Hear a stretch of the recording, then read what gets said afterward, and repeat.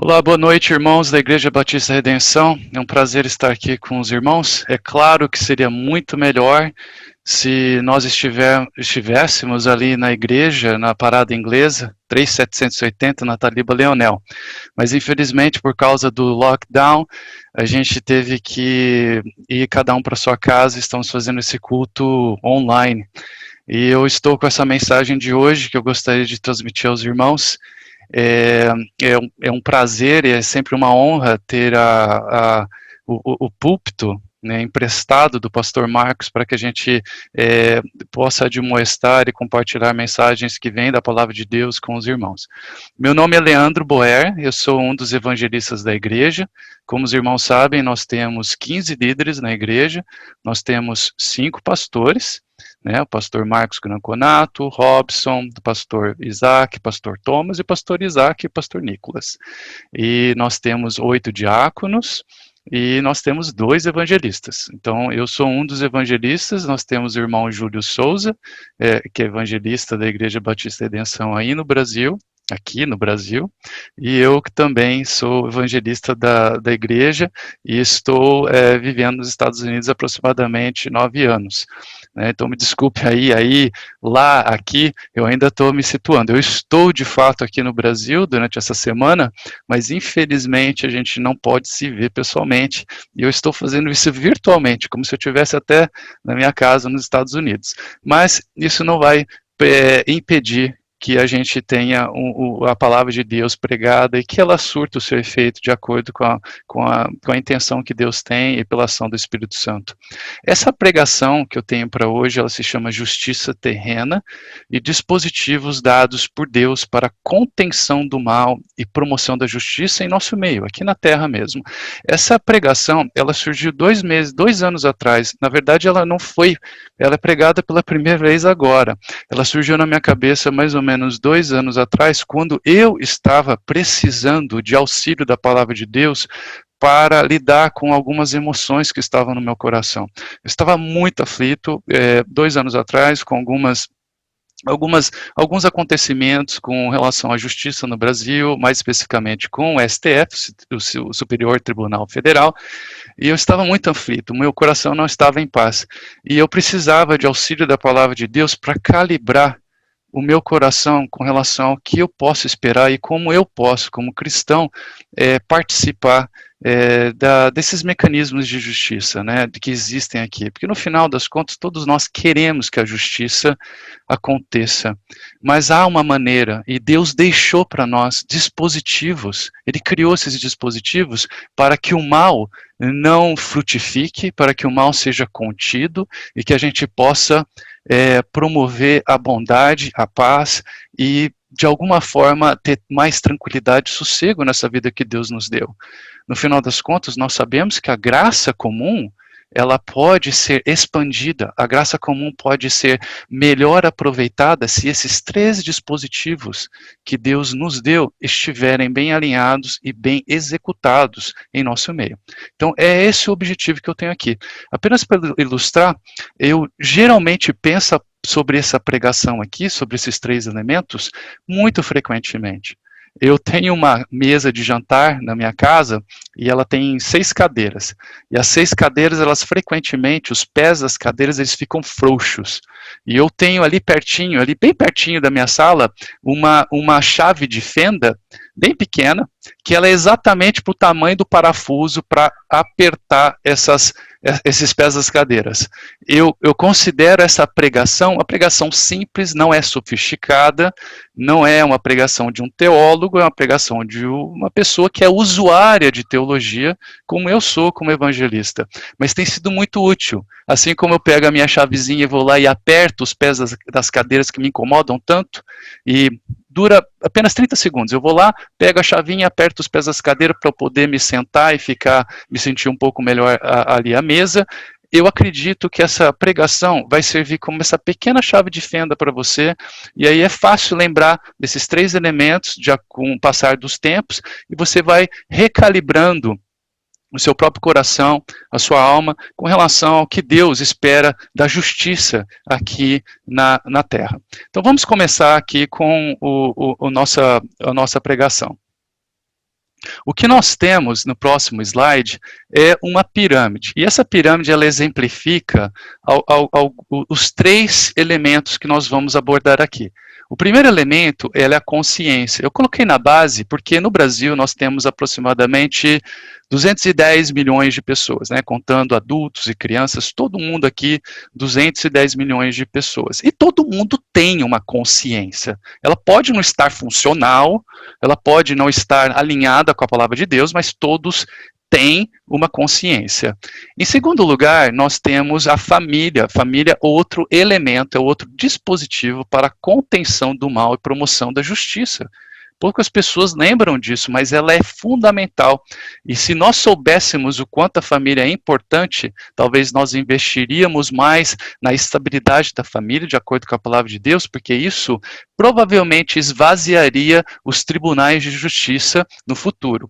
E o terceiro elemento que nós temos para a promoção da justiça, contenção do mal e proteção dos bons é o governo.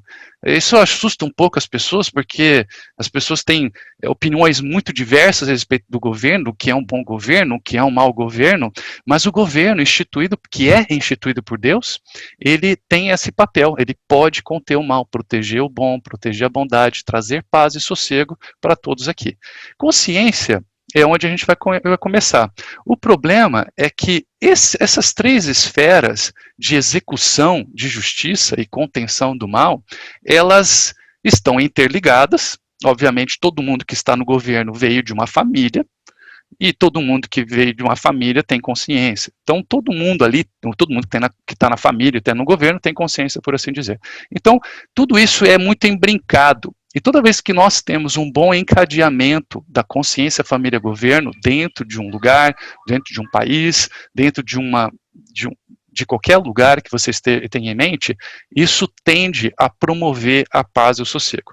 No entanto, quando essa pirâmide, né, essas 3 esferas falham continuamente e consistentemente, nós nos aproximamos muito rapidamente de um conceito filosófico chamado niilismo, ou seja, a completa anulação dos valores. É uma corrente filosófica destrutiva. Ou seja, se nós não mantivermos isso daqui perfeitamente ajustado, a nossa sociedade vai chegar a pontos nihilistas. E não é difícil encontrar traços nihilistas já na nossa sociedade hoje, com completa relativização dos valores, pessoas completamente frustradas com relação aos valores e costumes e tradições que preservam a paz, pessoas extremamente desanimadas com a própria perspectiva do que a vida reserva para eles, mas infelizmente é isso que tem acontecido. E tudo isso acontece num contexto ainda que é mais desafiador, porque nós sabemos que o pecado, ele entrou no mundo. Em Gênesis 3, a gente vê a queda do ser humano, a gente vê a queda, a desobediência, e desde então, o coração humano, ele é inclinado para o mal.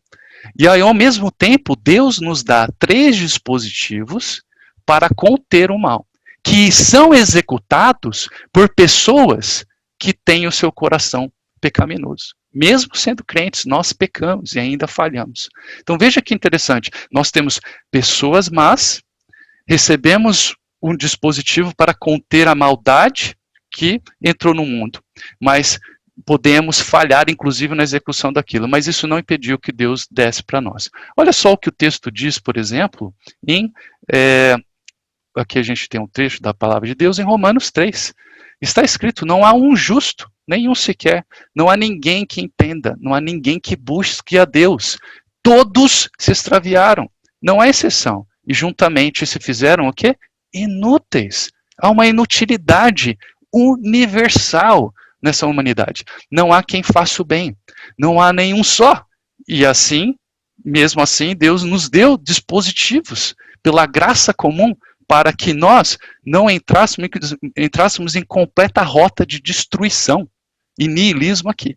Então Deus tem preservado Muito que sobrou e do que existe ainda hoje de paz é por causa dessas três esferas. A sua garganta é um sepulcro aberto. Com as suas línguas tratam enganosamente. Peçonha de áspides está debaixo de seus lábios. Meu Deus! Cuja boca está cheia de maldição e amargura. Os seus pés são ligeiros para derramar sangue.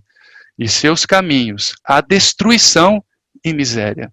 E não conheceram o caminho da paz. Não há temor de Deus diante de seus olhos. E olha só o que o texto diz ainda na palavra de Deus. A gente vê, enganoso é o coração, mais do que todas as coisas. Quem o conhecerá? Eu, o Senhor, esquadrinho o coração e provo-os, e isto para dar a cada um segundo os seus caminhos e segundo o fruto das suas ações. Isso está em Jeremias 17, nos versículos 9 e 10. Então vamos para o primeiro elemento, que é a consciência. A consciência é um dispositivo dado por Deus na criação.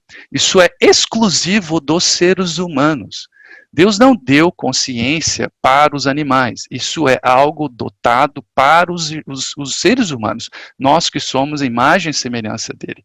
E se alguém quer falar que a consciência é uma espécie de sexto sentido, sim, é até a base bíblica para isso. Não no sentido metafísico, esotérico, que algumas pessoas têm sobre sexto sentido. Isso é tudo baboseira, isso é tudo besteira que as pessoas criam. Mas Deus embutiu, sim, no nosso coração uma noção do que é certo e errado. Então você tem aí a figura de um homem e tem uma bússola na cabeça dele. O problema é que se você eu tinha uma bússola quando era pequeno, e aí eu notei que aquela bússola não funcionava. Por quê? Porque quando eu ganhei aquela bússola, ela não estava funcionando adequadamente, ela não apontava para o norte. Então o que me adianta ter uma bússola nas minhas mãos se ela não aponta para o norte? Ela tem que estar realmente ajustada para o norte de Deus. E aí a gente vai fazer a execução correta da consciência. A consciência, meus irmãos, é um dos dispositivos mais poderosos que existem. Poderosíssimo. Deus colocou isso e pessoas, apenas com a sua consciência, podem fazer coisas extraordinárias. E realço agora, sozinhas. É muito importante a gente lembrar isso. A consciência do crente, a consciência daquele que é do homem, o homem e a mulher de Deus, ela não tem medo de ficar sozinha. A consciência da pessoa que serve a Deus, ela não olha para os lados. Quem está comigo fazendo isso? Ela não vai no website, ou na internet, ou no Facebook. Ela não vai lá procurar outras pessoas que estejam fazendo a mesma coisa apenas para dar um alento para o seu coração. Porque é isso que a consciência do pecado faz. Ela procura parceiros. Ela nunca age sozinha. Ela gosta de parças, ela gosta de gente do lado dela, e aí eles vão e fazem tudo o que tem que fazer. A consciência cristã não, ela não tem medo de ficar sozinha, e frequentemente Deus a deixa sozinha para fazer a sua execução. Ela não olha para os lados, ela olha para cima, ela olha para Deus, e ela diz, eu não posso ir contra a minha consciência, porque o meu Deus pede isso de mim. Então isso é importante, um sexto sentido poderosíssimo. E nós vamos ver hoje um exemplo de uma pessoa que moveu o mundo, claro, acabou martirizado, mas pelo poder da sua consciência que estava embebida, encharcada na palavra de Deus e no dever que deveria acontecer. Olha só o que acontece aqui. Em Romanos 2, o apóstolo Paulo, sem dizer essas palavras, esse sentido, ele diz para nós o que é esse tal sexto sentido que está no nosso coração, do que é certo e errado. Olha só o que o apóstolo Paulo diz. Porque quando os gentios, que não têm a lei mosaica, fazem naturalmente as coisas que são da lei, não tendo eles a lei para si mesmos, são lei. Olha só, aqui em azul. Os quais mostram a obra da lei escrita em seus corações, testificando juntamente a sua consciência e os seus pensamentos, quer acusando-os, quer defendendo-os, no dia em que Deus há de julgar o segredo dos homens por Jesus Cristo, segundo o meu evangelho. Deus colocou esse dispositivo no nosso coração. Todos nós temos esse dispositivo. E é por isso que no julgamento de Deus, não importa se você foi apresentado à lei de Deus ou não. Porque Deus fala, se você foi apresentado à lei de Deus, eu vou usar essa lei para julgá-lo. E se você não teve essa lei apresentada, isso pouco importa, porque esse dispositivo é tão poderoso que ele é usado no tribunal de Deus. E isso que está no seu coração, essa noção de que você sabe de que algo está certo ou errado, vai ser usado contra você. Então você vai ser julgado sem lei. É isso que o apóstolo Paulo está dizendo aqui. Então, é muito interessante a gente perceber como Deus traz a noção de justiça para nós. E como essa bússola interna, ela é importantíssima, inclusive como uma testemunha contra os nossos próprios atos diante de Deus.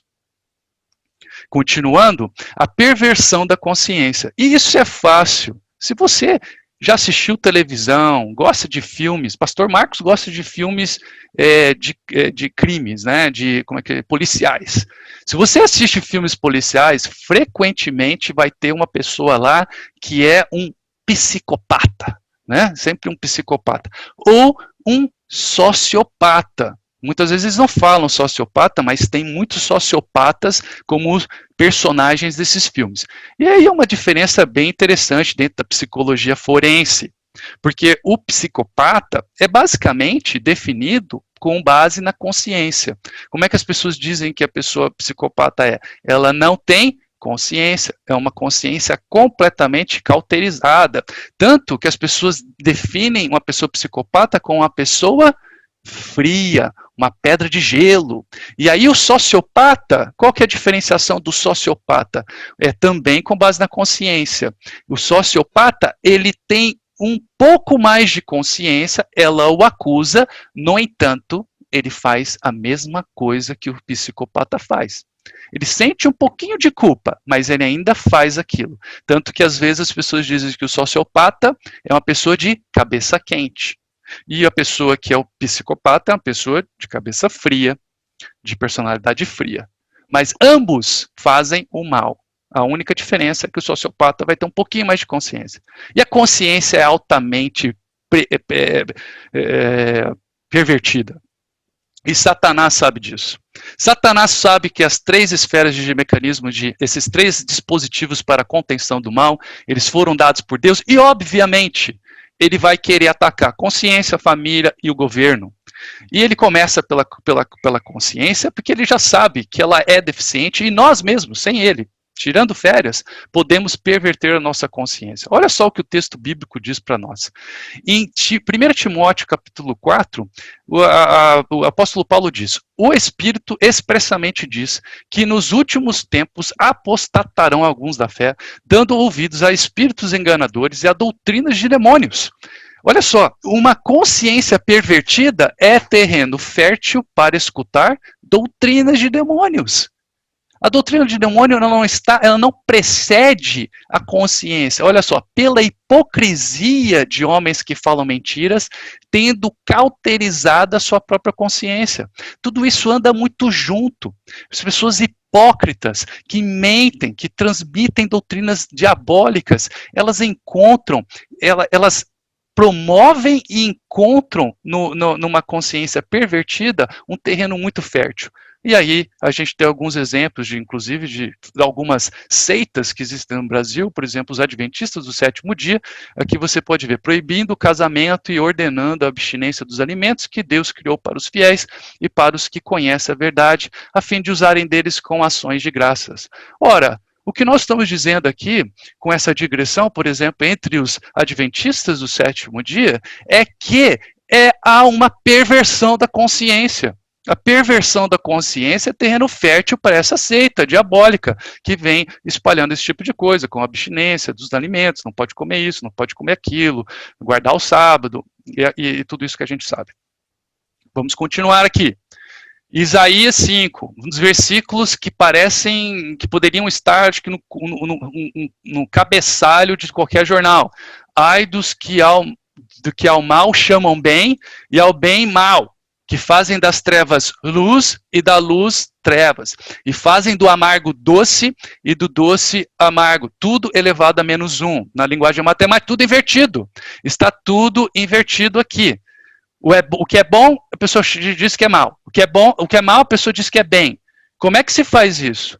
Como é que se faz isso? Através da perversão da consciência. Ao invés da bússola estar apontando para o norte, aquela parte, a vermelhinha que deveria apontar para o norte, ela está apontando para o sul.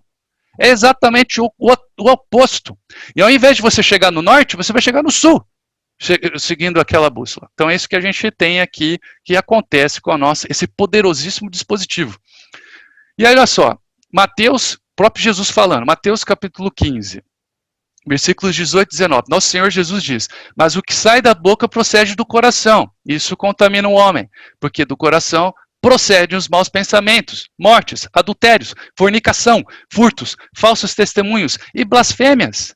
Consciência, é dali que vai sair tudo o que o Senhor Jesus disse que sai do ser humano e que o contamina.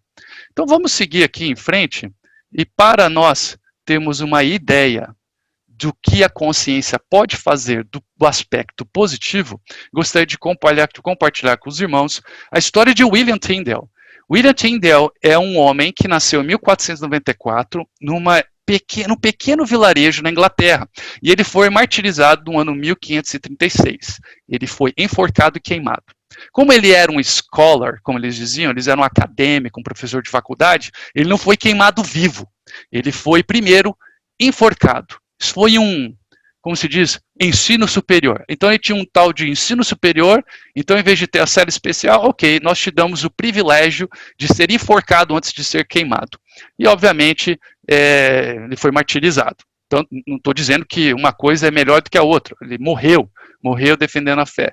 Mas a consciência desse homem o acompanhou muito poderosamente, porque ele estava muito consciente, ele foi influenciado pelos escritos de Martinho Lutero, por John Wycliffe, e ele sabia que aquilo que estava acontecendo na Inglaterra não era bom. Em primeiro lugar, tinha um problema na Inglaterra. A Inglaterra tinha pessoas analfabetas, não tinha educação, o governo deveria dar isso, mas não dava, não eram outros tempos. E além disso, aqueles que podiam, que sabiam ler, não tinham a palavra de Deus, a Bíblia, traduzida para o inglês. E foi isso que esse homem fez. A consciência dele o impulsionou para fazer o que Martinho Lutero fez, traduzir a Bíblia para o alemão. E ele falou, não, eu vou fazer a mesma coisa, eu preciso fazer isso. Eu vou traduzir a palavra de Deus para o inglês. E ele, inclusive, usa expressões do dia a dia na sua tradução para que aquilo conecte mais facilmente com o entendimento das pessoas. Muito hábil na tradução da Bíblia para aquele tempo. E aí o que aconteceu? A sua consciência o impulsionou para isso e ele acabou incorrendo numa pena capital, porque traduzir a Bíblia naquele tempo era pedir para morrer.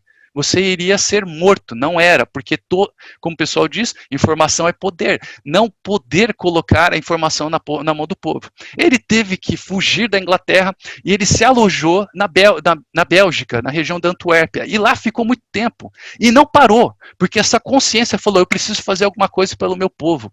A prensa, ainda que artesanal, já existia. E eles começaram a traduzir a Bíblia e fazer a prensagem dessas Bíblias. Eles prensaram mais ou menos 18 mil Bíblias, e aí eles começaram a contrabandear essas Bíblias para dentro da Inglaterra, ele ficando ali na Bélgica. E aí dessas 18 mil Bíblias, elas começaram a chegar na mão do povo, e aqueles que sabiam ler, começaram a ter os seus olhos abertos. Poxa, é isso que nós precisamos entender, esse o evangelho que salva.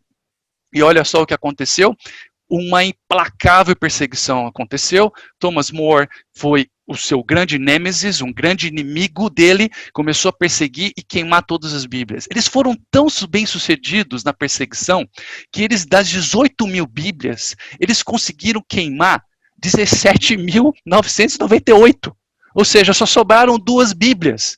2 Bíblias daquela primeira edição que eles fizeram, não primeira edição, de toda daquela sequência de de prensagem de Bíblias, né, de impressão de Bíblias, que eles mandavam ali para a Inglaterra.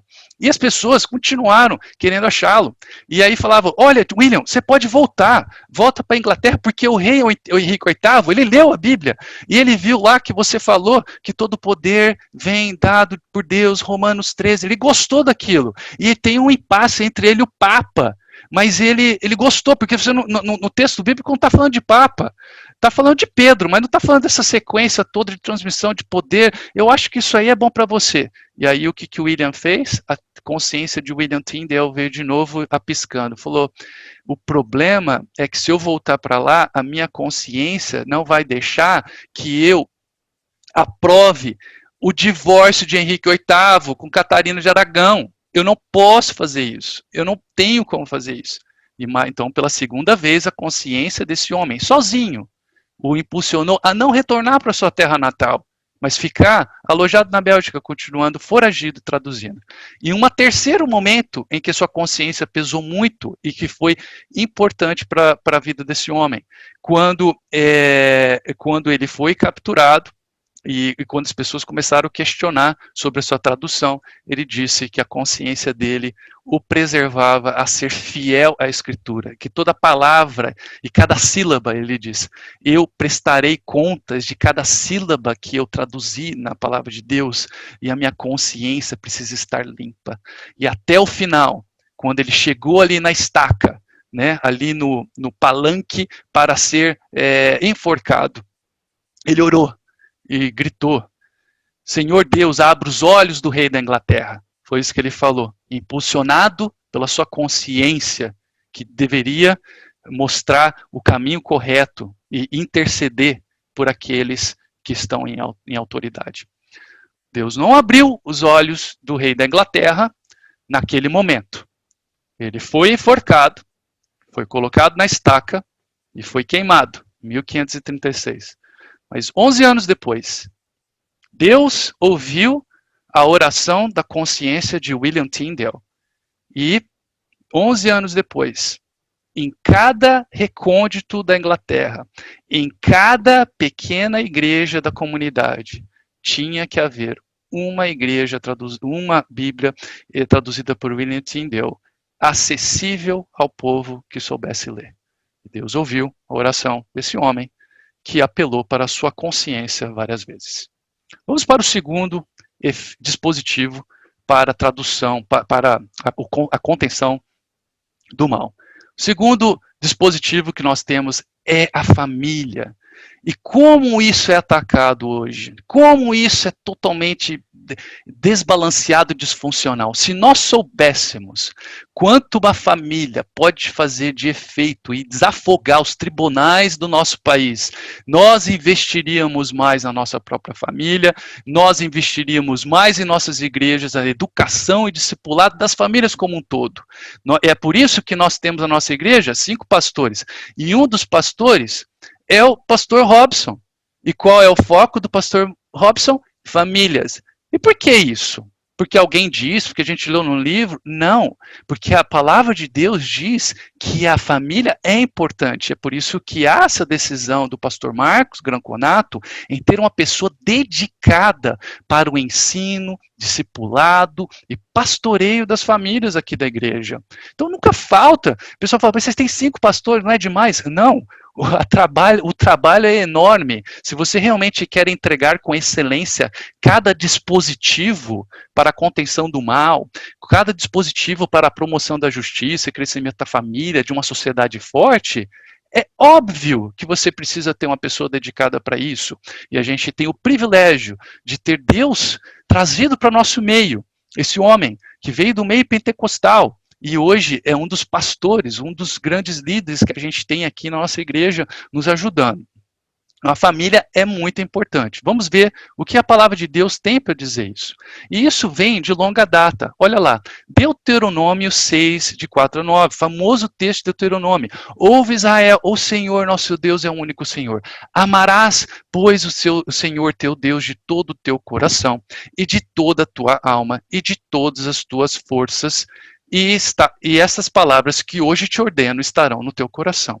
E as ensinarás a teus filhos, e delas falarás assentado em tua casa, e andando pelo caminho, e deitando-te e levantando-te. Também as atarás por sinal na tua mão, e te serão por frontais entre os teus olhos, e as escreverás nos umbrais de tua casa e nas tuas portas. Isso é tão verdadeiro que se você for na casa de um judeu, e ele for um judeu ortodoxo, ele vai ter na porta da casa, quando você chegar para visitá-lo, o mezuzá. O mezuzá é exatamente essas palavras que ficam grudadinhas ali. É muito bonito, até um objeto de decoração, tem de vários tipos. E você pode até colocar no Google para você ver os tipos de mezuzá, M-E-Z-U-Z-A-H, mezuzá. E aí você pode ver o quão literalmente os judeus levavam isso a sério. E olha só que interessante a proximidade. Eu gosto dessas palavras-chave que são mais vizinhas, né? Amarás, pois, o Senhor teu Deus de todo o teu coração. E aí você vê toda essa explicação e essa orientação para a família. Aí você vê quão próximo é executar tudo isso para a educação da sua família está com o amarás o Senhor teu Deus de todo o coração. Se você está em dúvida em como fazer isso, amarás o teu Deus de todo o coração, está aqui uma dica que já está no texto. Começa pela sua família. Se você quer realmente amar a Deus, começa com a educação, com o discipulado, com a promoção da justiça, com a calibração da consciência dos seus filhos. Elas já estão sendo atacadas a todos os dias, pela internet, pelas coisas que são colocadas na mídia. Vocês têm que calibrar, nós temos que calibrar a nossa consciência, calibrar a consciência dos nossos filhos. E aí, quando a gente olha para o Antigo Testamento, a gente vê livros como Provérbios, e aqui fica a dica, se você ainda não leu os comentários de Provérbios feitos pelo pastor Thomas Tronco, está perdendo tempo. Fantástico comentário. Se você vai lá em Provérbios do capítulo 2 até o capítulo 7, sabe como começa cada parágrafo? Filho meu. Aí continua lá a calibração da consciência.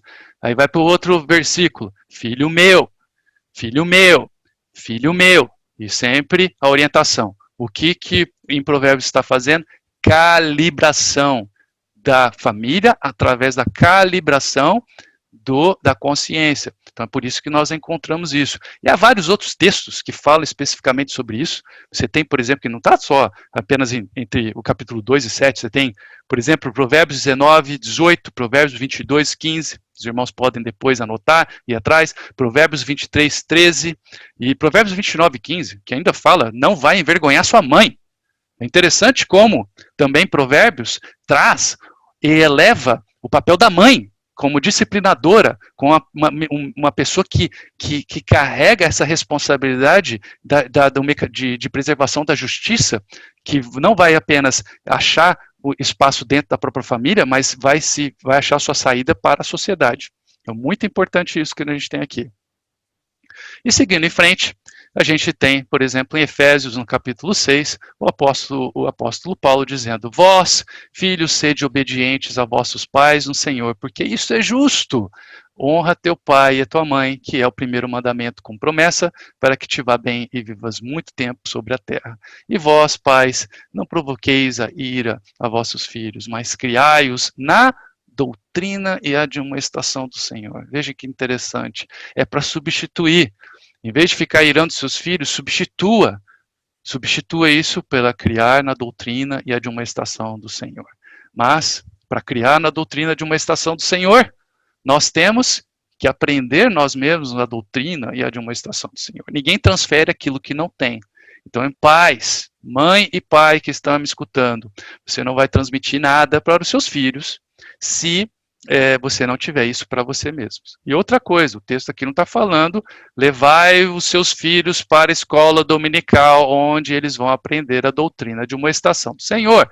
Apesar disso acontecer, isso não é o que o texto está dizendo. A responsabilidade primordial e primária é do pai e da mãe. É essa pessoa, é esse o casal que deve trazer essa doutrina para os filhos. E eu gostaria de exemplificar aqui com 2 exemplos da história de como a família é importantíssima. Richard Baxter Richard Baxter é um puritano inglês, nascido em 1615 e morreu em 1691. Olha só o que esse puritano diz. Só para exemplificar para os irmãos, isso veio de um livro muito interessante, um livro curto, não tem em português ainda, mas se você sabe ler inglês ou puder ter alguém que possa traduzir, é um livro bem curtinho, ele chama Culto Doméstico, e ele é de um autor chamado Donald Whitney. E esse livro tem um capítulo que fala só sobre a história da igreja e como esse dispositivo da família, ele era executado. E olha só o que Richard Baxter falava sobre o papel da família como dispositivo. Isso aqui é palavras dele, tá? Vocês estão vendo aqui em colchetes. Apelo de bom grado à experiência de todas as famílias sagradas do mundo. Está falando com todo mundo, hein? Está falando com a gente também. Quem já usou desses deveres com seriedade não encontrou os benefícios. Ele está falando quem usou os deveres de fazer culto doméstico, de ensinar suas crianças no caminho do Senhor. Só para exemplificar, nesse tempo, as pessoas eram disciplinadas na igreja se não houvesse culto doméstico. Olha só o nível. Você podia ir na igreja todo domingo, levar seus filhos, mas se houvesse a denúncia de que você não estivesse fazendo culto doméstico, ensinando seus filhos na doutrina do Senhor em casa, fora da igreja, isso era o suficiente para uma comunidade puritana executar a disciplina bíblica. Bastante ofensivo para algumas pessoas no dia de hoje, mas esse era o padrão que esses irmãos tinham no passado. Que famílias são essas nas quais prosperam a graça e a mente celestial, senão aquelas que usam esses deveres? Compare, olha só o pensamento empírico dele. Olha o pensamento científico. Compare em todas as suas vilas, cidades, as famílias que leem as escrituras, oram e louvam a Deus, com aquelas que não o fazem, e veja a diferença. Quais delas abundam mais com impiedade, juramentos, maldições, injúrias, embriaguez, prostituições e mundanismo? E as que abundam em fé, paciência, temperança, caridade, arrependimento e esperança. A controvérsia não é difícil de decidir, porque até naquele tempo tinha gente que falava que isso não servia para nada e que criavam pelo em ovo, que criavam esses fake news de que ensinar crianças em casa não realmente tinha um efeito para o longo prazo e para a promoção da justiça. Ele diz, a controvérsia não é difícil de decidir. Ele praticamente está dizendo, quer que eu desenhe para você entender? Porque é isso que ele está falando aqui. Vamos seguir em frente. Matthew Henry, um comentarista bíblico, todo teólogo, 5 pastores conhecem, porque esse cara é famoso no meio teológico, comentarista de grosso calibre, de tanto o Antigo Testamento, Novo Testamento. Quem faz teologia, eu não sou teólogo, eu sou usuário de teologia, todo mundo que é teólogo conhece ele. E eu muitas vezes leio Matthew Henry, o que ele tem para dizer sobre algum texto, muito sábio, muito bom, muito perspicaz. Eu acredito que os pastores da igreja frequentemente usam como recursos para os seus estudos Matthew Henry. E olha só o que o Matthew falou aqui. Né? Vamos checar o que está falando aqui. Na verdade, é um biógrafo dele, que nasceu uns 50 anos depois e escreveu sobre ele. Olha só o que ele fala. A conduta de Matthew em sua família foi, em grande parte, regulada pelo exemplo de seu pai piedoso. Olha só o encadeamento de família para família. Olha o efeito geracional. O pai era piedoso, passou por Matthew. Ou cuja casa, aqueles que tinham acesso a ela estavam prontos para dizer, esta não é outra senão a casa de Deus e o portão do céu. Paremos por aí. Quantas vezes a gente já viu casas por aí que você disse, aquela casa é o portão do inferno. Aquela casa é um inferno, não entre lá, é uma confusão. Você fica lá 15 minutos, você sai drenado de energia, você não consegue nem, você sai até tonto, meio cabisbaixo, totalmente deprimido quando você vai naquela casa, porque é um clima de guerra, mas nesse caso ele fala, esta não é outra senão a casa de Deus e o portão do céu. Então isso é um desafio para nós, né? Será que a minha família, a minha casa pode ser descrita como portão do céu? Né? Isso é algo interessante. Matthew foi constante na adoração a Deus em sua família, de manhã e à noite. Tem gente que sofre para fazer uma vez por semana, ele fazia 2 vezes ao dia, que nada se sofreu para impedir. Ele nunca foi entediante. Olha que interessante, né? A gente acha que vai ensinar para a criança em casa ou para a própria esposa, tem que ser uma coisa, né, meia boca ali devagar, não está realmente, né, não tem aquele preparo todo. Mas não, ele investia, ele não era entediante, mas sempre cheio e abrangente, realizando muito em pouco tempo. Quando todo se acabou, seus filhos vieram a ele para sua bênção, que ele dava com solenidade e carinho. E aí, palavras dele: transformai as vossas famílias em pequenas igrejas. E escreveu ele: se, portanto, as nossas casas são casas do Senhor, devemos, por isso, amar o lar, reconhecendo que a nossa devoção diária é o mais doce dos prazeres diários e o culto da nossa família, o mais valioso do conforto de nossa família. Uma igreja em casa será um bom legado, não será uma boa... Desculpa. Uma igreja em casa será um bom legado. Não, será uma boa herança para ser deixada para seus filhos depois de você. Então veja aqui o efeito de encadeamento. Recebeu do pai e queria passar para gerações. Eu queria saber hoje como é que estão a descendência do Matthew Henry. Não conheço ninguém, mas eu adoraria saber se isso realmente se persistiu e foi preservado na família dele. Mas veja o papel que ele teve ali com a sua família. E o terceiro dispositivo para a contenção da impiedade, da maldade, é o governo. Eu coloquei aqui de propósito, né, o Superior Tribunal Federal de Justiça, que eu acho que hoje é o que mais se fala aqui no Brasil, todo mundo bastante, né, ou angustiado, ou apoia, ou a maioria das pessoas que conversam não está muito feliz. Então, vamos ver aqui, mas isso é um mecanismo da justiça. E olha só que interessante, ali a gente tem a estátua com uma espada à mão. Será que a espada está sendo usada de maneira correta? Será que a justiça no Brasil está realmente punindo o mal e protegendo os bons? Vamos ver o que o texto diz sobre isso. O texto bíblico diz, em 1 Pedro, no capítulo 2, sujeitai-vos, pois, a toda a ordenação humana por amor do Senhor, quer ao rei como superior, quer aos governadores, como por ele enviados para castigo dos malfeitores e para louvor dos que fazem o bem. É uma duplação, castiga o mal e louva quem faz o bem.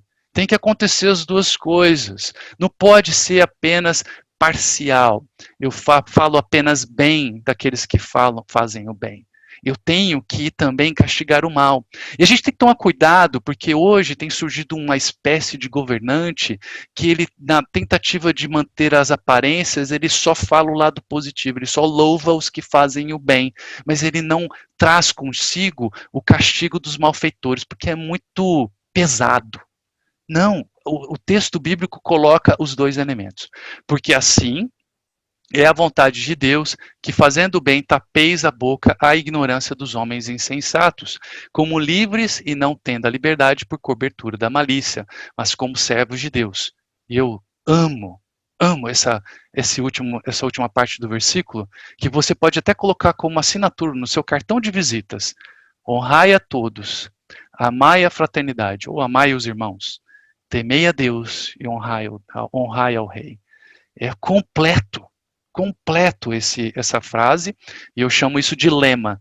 É um lema dos homens. Inclusive, alguns anos atrás, quando eu estive na igreja, a gente fez o estudo com o Remar, que é o grupo masculino da igreja, e eu terminei com esse versículo aqui. Honrai a todos, amai a fraternidade, temei a Deus e honrai ao rei. Continuando, olha só o que o texto diz. Romanos 13, uma verdadeira explicação desse ministério. Isso é ordenado por Deus, isso é um ministério. Tem os pastores e tem o governo aqui. Olha só como eles elevam o papel do governo, a posição de ministro de Deus. Toda a alma esteja sujeita às potestades superiores, porque não há potestade, poder, que não venha de Deus. E as potestades que já foram ordenadas por Deus. Por isso, quem resiste à potestade, resiste à ordenação de Deus. Começou a complicar aqui, hein? Eu já resistir a Deus, estou falando de desobediência a Deus. E os que resistem trarão sobre si mesmos a condenação, porque os magistrados não são terror para as boas obras, mas para as más. Queres tu, pois, não temer a potestade? Faze o bem, e terás louvor dela, porque ela é ministro de Deus para o teu bem. Mas se fizerdes o mal, teme, pois não traz debalde a espada, porque é ministro de Deus e vingador para castigar o que faz o mal. Você já escutou que a vingança pertence ao Senhor? Sabe quando Deus a delega para alguém? Aqui, para os ministros, para os magistrados. Quando a vingança pertence ao Senhor, e muitas vezes ele a delega para o governo executar. E muitas vezes a vingança de Deus não vem porque nós falhamos, como nesse dispositivo do governo. E é importante que nós oremos para os nossos magistrados, para os nossos governantes, para que eles executem essa vingança de Deus, para que eles executem da maneira correta, como Deus desenhou tudo isso. Portanto, é necessário que eles estejais sujeitos, não somente pelo castigo, mas também pela consciência. Olha a consciência voltando aqui. E veja bem como isso volta para os exemplos que a gente disse aqui, inclusive de William Tyndale. Por essa razão, também pagais tributos, porque são ministros de Deus, atendendo sempre a isso mesmo. Portanto, dai a cada um o que deveis, a quem tributo, tributo, a quem imposto, imposto, a quem temor, temor, a quem honra, honra. O que sobrou fora dessa lista aqui? Tributo, imposto, temor, honra, não sobrou nada de fora. Se você olhar para você como cidadão, não há nada que você possa dar para o governo que ficou fora daqui. Tudo foi, e até a honra, a maneira como nós olhamos aquilo. E como nós podemos servir esse governo? Orando por essa nação, orando para que os corações dessas pessoas sejam calibrados, estejam inclinados para fazer o bem. E seguindo em frente, olha só o que nós temos em 1 Timóteo. Admoesto-te, pois, antes de tudo, que se façam deprecações, orações, intercessões e ações de graças por todos os homens, pelos reis e por todos que estão em eminência, para que tenhamos uma vida quieta e sossegada. Qual o problema de ter uma vida quieta e sossegada, em paz, em toda piedade e honestidade? Para que isso realmente se perfaça, nós precisamos fazer também a nossa parte e orar por essas pessoas que Deus colocou sobre nós para que fizessem o seu papel de governança, para que punam o mal e para que louvem aqueles que fazem o bem. Para que esses dois componentes, esses dois pilares da vida do governo estejam ali mais límpidos, mais claros para todos nós. E por que não terminar com uma ilustração de alguém que fez uma boa conciliação do que é política e cristianismo. Eu vou terminar esse terceiro dispositivo com a vida de Abraham Kuyper. É um holandês, nascido em 1837, e ele morreu em 1920, mas ele foi o primeiro ministro da Holanda entre os anos de 1901 e 1905. Esse senhor tem uma história interessantíssima. O pai dele era pastor. O pai dele, ele nasceu num lar cristão. No entanto, embora o pai fosse sério, quando ele foi para a faculdade de teologia, começou a estudar, ele se lembra, e ele diz isso na sua biografia, que ele se arrepende com lágrimas nos olhos, quando ele se lembra que numa aula em que os seminários estavam se tornando liberais, um professor se levantou e falou: eu renuncio à ressurreição de Jesus Cristo. E ele, com lágrimas, disse que ele estava entre os alunos batendo palma e vibrando, e falou: esse homem tem visão, eu renuncio aos milagres da Bíblia, esse não existe, incluindo a ressurreição de Jesus Cristo. E ele batendo palma. Ele terminou a sua faculdade e ele foi ordenado pastor, acredite se quiser, e ele foi cuidar de uma pequena igreja ali na Holanda. E para sua surpresa, aquela igreja tinha crentes, como deveria ter, porque Deus preserva os seus. E aí, pelo trabalho dos membros da igreja, pela pregação ou contra-pregação dos membros da igreja, especialmente uma jovem, uma jovem que não aceitava o que ele pregava e começou a contra-pregar ou contra-discipulá-lo, seja lá, nem sei se existe essa expressão, ele veio a conhecer o Senhor Jesus e se converteu, se tornando um pastor de grosso calibre. E hoje ele é conhecido como um dos nomes mais importantes do calvinismo ou do neocalvinismo no mundo. E a partir dali, da sua conversão, ele não era crente, estava pastoreando, a sua congregação orava e o admoestá-la. Ao invés de expulsá-lo, evangelizaram o Abraham Kuyper e ele chegou a Cristo. E aí ele sentiu no seu coração, que a sua consciência, que ele poderia trabalhar na política. E começou também a escrever muito na área de teologia. Ao ponto de Martin Lloyd Jones, quando ele relata o que Abraham Kuyper ele diz, a obra desse homem é o maior monumento de oposição a tudo o que a Revolução Francesa encerra. A Revolução Francesa, no século XVIII, acabou com o mundo. Aquilo que saiu da Revolução Francesa destruiu a religião. Era para acabar completamente com a religião. E muito do que nós vemos hoje são heranças da Revolução Francesa. E esse homem é tido como a maior obra contra tudo que encerra, tudo que a Revolução Francesa diz, ou apregoa por aí, e continua achando muitos solos férteis para suas ideias. Então, isso é o que Martin Lloyd Jones diz para ele. E ele diz, palavras dele, evitar a política não é nem cristão e nem ético. Ele fala, se você está evitando, deixa para lá, isso não é comigo, religião, política não se discute, ele diz, isso não é palavra de cristão. Cristão tem que discutir política, tem que trabalhar com relação à política, e se Deus abrir uma porta, como abriu para ele, para trabalhar a política, ele deve continuar. E não abriu na primeira vez, porque ele concorreu à eleição por 2 vezes, e só na terceira vez é que ele conseguiu realmente entrar na carreira política. E ele continuou trabalhando ali, e numa época, olha só, ele nasceu em 1837, lembra quando foi aqui no Brasil a abolição da escravidão? O mundo no século XIX estava ainda com esse aspecto da escravidão. Você acha que os direitos dos trabalhadores, o bem-estar social, era algo assim muito, muito prioritário? Não era. E ele trabalhou muito para melhor qualidade dos trabalhadores, mais equidade, mais oportunidade para todas as pessoas, inclusive trazendo elementos da vida cristã.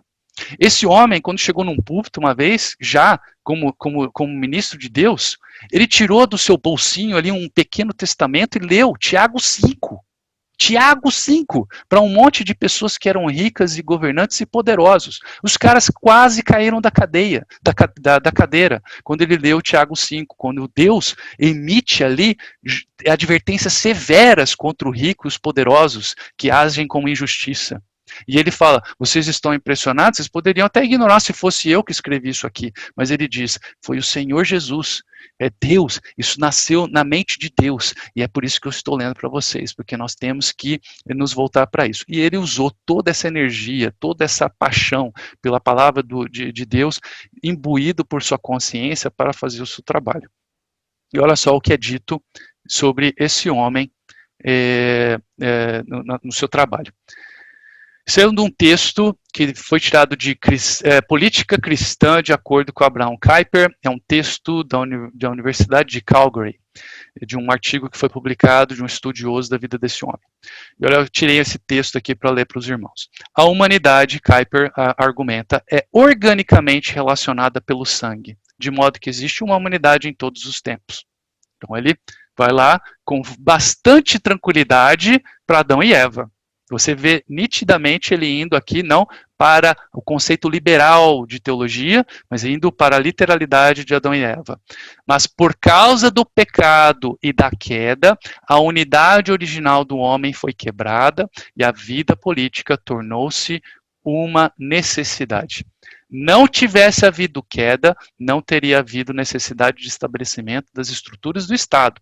Em vez disso, todos os homens seriam governados por meio de relacionamentos familiares. Assim, a política e o Estado são desenvolvimentos não naturais na história humana, sendo o Estado uma estrutura mecânica imposta às relações orgânicas naturais que unem os homens. E aqui a frase do Kuyper: Deus instituiu magistrados por causa do pecado. É exatamente isso que a gente está falando aqui. É um dos 3 dispositivos que Deus criou para que a gente não se destruísse aqui na Terra, para que a justiça fosse preservada. Portanto, do ponto de vista da criação original de Deus, o Estado não deveria existir, mas à luz da queda, ele deve existir para conter o mal e tornar tolerável a vida em um mundo decaído. Note bem, não estou falando que a vida vai ser um mar de rosas, é para que a vida se torne tolerável em um mundo decaído. Então é isso que nós temos aqui nesse exemplo de Abraham Kuyper, em que concilia muito bem governo, política e cristianismo. Com isso, nós terminamos aqui essa pregação, mas eu gostaria de dar um bônus para os irmãos. Então tem 3 aqui dispositivos. O dispositivo que é a consciência, um dispositivo que é a família e tem um dispositivo que é o governo. Nós falamos sobre os 3 aqui e como eles são importantes e como nós interagimos em cada um deles. No entanto, há um bônus que está em Apocalipse capítulo 20. A gente não pode esquecer que haverá um governo aqui na Terra do próprio Senhor Jesus Cristo, no reino milenar. E aí você pode ver isso lá em Apocalipse 20. Eu não coloquei aqui, porque isso é uma parte da história que é específica para esse finalzinho. Mas nós não podemos nos esquecer que quem nos deu esses dispositivos virá aqui e executará esses dispositivos. E ele trabalhará e não falhará como nós falhamos. Essa pessoa que criou os dispositivos ama a justiça e executará a justiça e nos dá todos os dias a oportunidade, para quem não é ainda do Senhor, a oportunidade de fazer para si a justiça. Porque ele puniu em justiça o seu Filho Jesus Cristo para que você fosse considerado justo. Você pode chegar diante do tribunal de Deus um dia, por mais pecados que você tenha, como todos nós temos, e ser considerado absolvido, porque Jesus foi punido no seu lugar. Porque Deus descarregou a sua ira sobre Jesus Cristo. E aí nós podemos chegar diante desse supremo juiz e estender as nossas mãos limpas e falar: eu estou limpo por causa do sangue de Jesus Cristo, inocente e Deus que morreu por mim. Então é importante nós participarmos disso, porque há esse 4º elemento, esse 4º dispositivo. E se você vai fazer parte desse 4º dispositivo aqui com Cristo ou não, depende do que você vai decidir hoje. Como você vai se comportar com a justiça de Deus. Veja bem, Deus ama a justiça e colocou esses dispositivos. Não dá para ignorar que debaixo de tantas leis científicas não há um legislador. Ele tem essas leis e nós precisamos entender quem é o legislador, quem é o nosso juiz e como essas leis se relacionam conosco. Agora é o tempo de nós fazermos a paz com Deus, para que a justiça nós sejamos cobertos pela justiça de Deus e para que um dia esse 4º elemento, o bônus, o reino milenar de Cristo, seja também uma realidade em nossas vidas e nós façamos parte dessa vida com Cristo. Então, com isso, nós terminamos aqui o esclarecimento desses 3 dispositivos e vamos orar, terminando essa pregação. Santo Deus, nós te agradecemos porque o Senhor não nos abandonou, mesmo depois do pecado, mesmo depois da queda, mesmo depois do nosso coração estar totalmente inclinado para o mal. O Senhor ainda criou esses 3 dispositivos. O Senhor já tinha de antemão preparado esses 3 dispositivos de proteção da justiça para a contenção do mal, para que tenhamos uma vida sossegada aqui. Mas acima de tudo, Pai, não apenas agradecemos porque o Senhor preserva a tranquilidade dessa vida e faz desse mundo um lugar mais tolerável, desde que sigamos e executemos com esses dispositivos, mas suplicamos, Pai, que o Senhor alargue o seu aprisco e traga mais pessoas que vão se apaixonar pela sua justiça e se render aos seus pés. Santo Deus, salva as pessoas, continua trazendo suas ovelhas perdidas para o seu aprisco, para que um dia, todos juntos, estejamos reinando com o Senhor, no reino perfeito e milenar que o Senhor nos reserva. Em nome de Jesus, aquele que é a justiça, ama a justiça, sofreu pela justiça para que tenhamos a salvação. Amém.